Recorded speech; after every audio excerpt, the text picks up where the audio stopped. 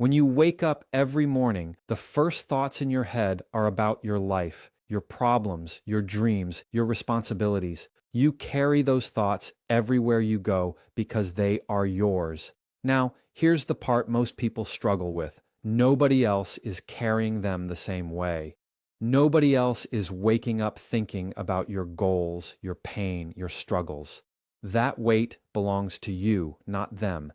And when you start expecting others to carry it like you do, you're setting yourself up for disappointment. Think about it for a second. How many times have you told someone about your struggles hoping they'd understand and they just nodded, maybe gave you a word or two, and then moved on? Not because they don't care at all, but because they can't feel the depth of it the way you do.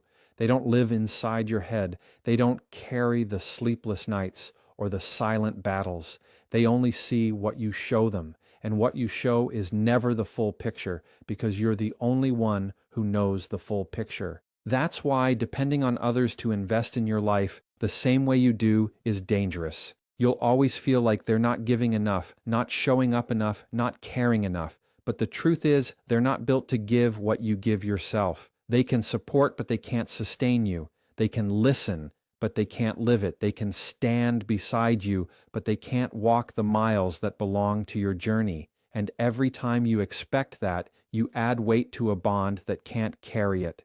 Let me put it this way. Imagine you're holding a glass of water. To you, it might not seem heavy at first, but the longer you hold it, the more your arm starts to hurt. That's your life.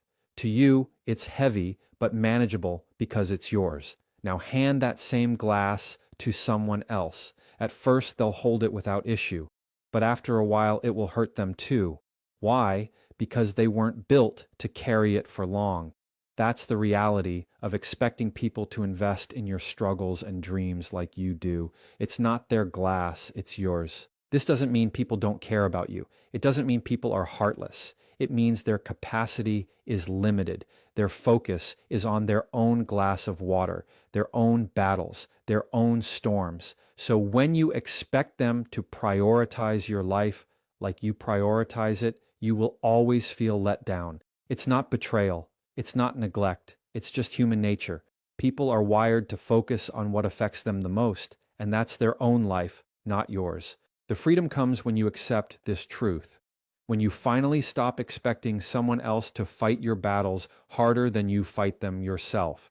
When you stop waiting for someone to check in on you the way you check in on yourself. The moment you stop handing over responsibility for your happiness, you stop being fragile because your strength stops depending on whether someone else shows up, whether someone else cares enough, whether someone else validates your effort. You start to understand that the investment has to come from you first.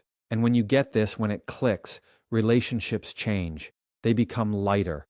You no longer suffocate people with the expectation that they need to pour into you what only you can pour into yourself. Instead, you allow them to be who they are, supporters, companions, encouragers, but never the source of your survival. And suddenly, instead of constant disappointment, you start to appreciate people for what they can give without resenting them for what they can't. That shift changes everything about the way you move through life. The fastest way to get hurt in life is to expect people to act the way you would act. You give your best and you think they'll give their best back. You stay loyal and you believe they'll stay loyal too. You sacrifice and you imagine they'll do the same when it's your turn. But life doesn't work like that. People don't mirror your behavior just because you showed them how. And when you build expectations around that, you end up with frustration, resentment, and a constant feeling that no one measures up. Expectations are heavy. They look small in your head, but once you place them on another person, they weigh down everything. You think you're just asking for something simple, like a text back, a call, or some support when you need it. But in reality, you're asking them to think and act outside of their natural habits. You're asking them to stop being who they are and become who you want them to be. And every time they fail to meet that mark, you take it personally, like it's an attack, when in truth, it's just them being themselves. Here's the problem. People don't live with your same level of awareness about your needs. You might spend hours thinking about how you'd be there for someone if they needed you, but that doesn't mean they're spending hours thinking about how to be there for you. They don't sit around analyzing your emotions the way you do. So when you expect them to meet you at your level, you end up waiting, wishing, and then hurting. That cycle breaks you down, not because they failed you, but because you built a fantasy in your head of how they should act.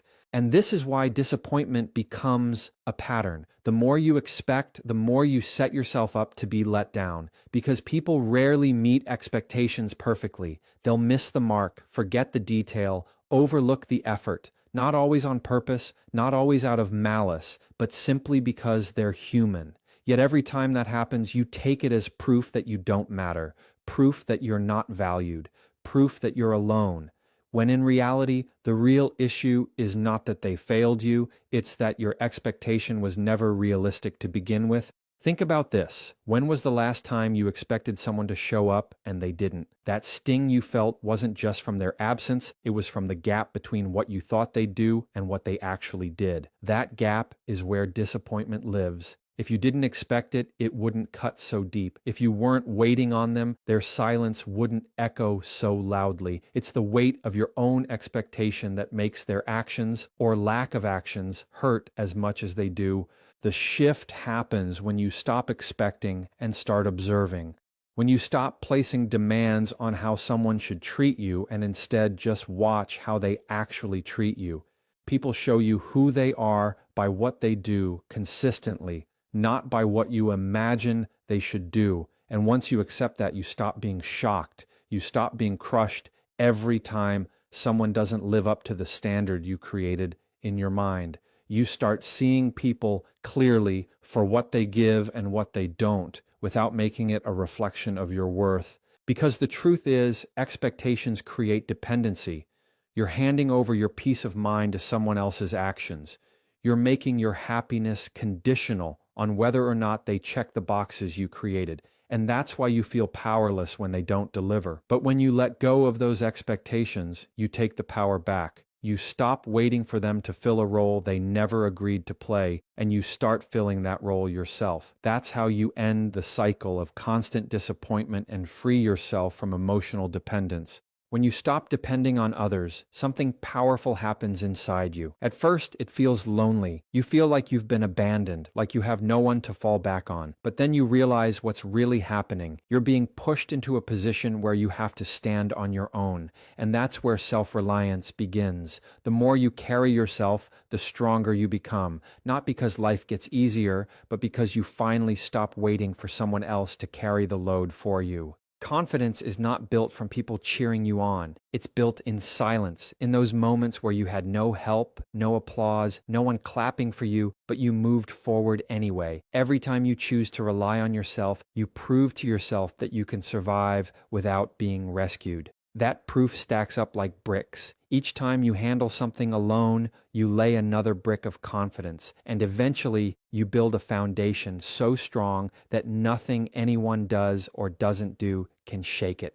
Self-reliance doesn't mean you push everyone away or never accept support. It means you stop expecting the world to save you and start realizing you can save yourself. When you know you can depend on you, your energy changes. You stop being desperate for help, and desperation is what weakens people. You stop begging for validation because you've already validated yourself through action. And the stronger you get in this mindset, the less fragile your emotions become when people inevitably let you down. Here's the truth. Every time you rely on someone else to fix you, you hand them control. If they come through, you feel good. If they don't, you fall apart. That's not stability. That's a roller coaster. But when you rely on yourself, you create stability from within. You know that even if no one shows up, you still can. That kind of security is unshakable. It turns you from someone who constantly needs to be carried into someone who can carry themselves, no matter what storm hits. And here's the hidden benefit. Self-reliance makes relationships healthier.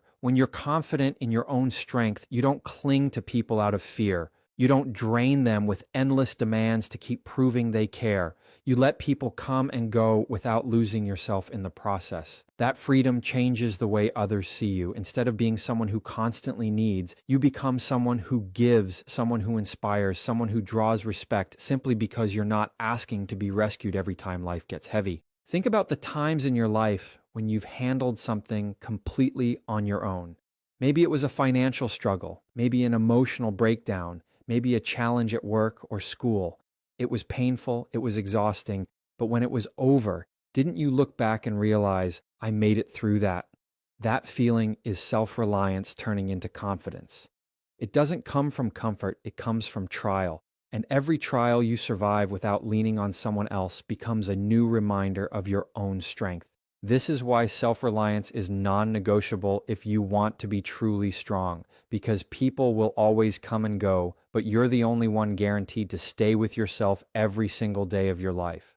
The moment you start betting on your own ability to handle life, you stop being at the mercy of who shows up and who doesn't. You stop being afraid of being left alone because you've already proven that alone doesn't break you, it builds you. When you keep giving without limits, you eventually run dry. It doesn't matter how strong you think you are. If you keep pouring into everyone else without drawing lines, you'll reach a point where you have nothing left for yourself. That exhaustion isn't just physical, it's emotional. You start resenting the very people you once wanted to help because deep down, you know they're taking from a place you can't afford to give. That's what happens when you live without boundaries. Boundaries are not walls. They're not about shutting people out or being cold. They're about knowing where your energy ends and someone else's begins. When you fail to set them, you blur the line between what's yours to carry and what belongs to someone else. You start solving problems that aren't yours, feeling emotions that don't belong to you, and breaking yourself down just to keep others whole.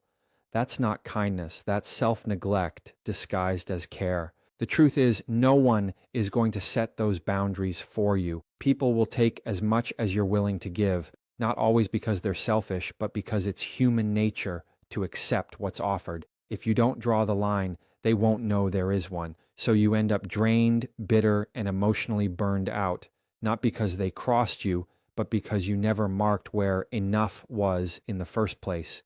Boundaries are how you protect yourself from silently resenting the people you love. When you have boundaries, you create balance. You can show up for people without losing yourself in the process. You can care deeply without making their emotions your full-time responsibility. That balance is what keeps you from collapsing under the weight of relationships. It's not about caring less,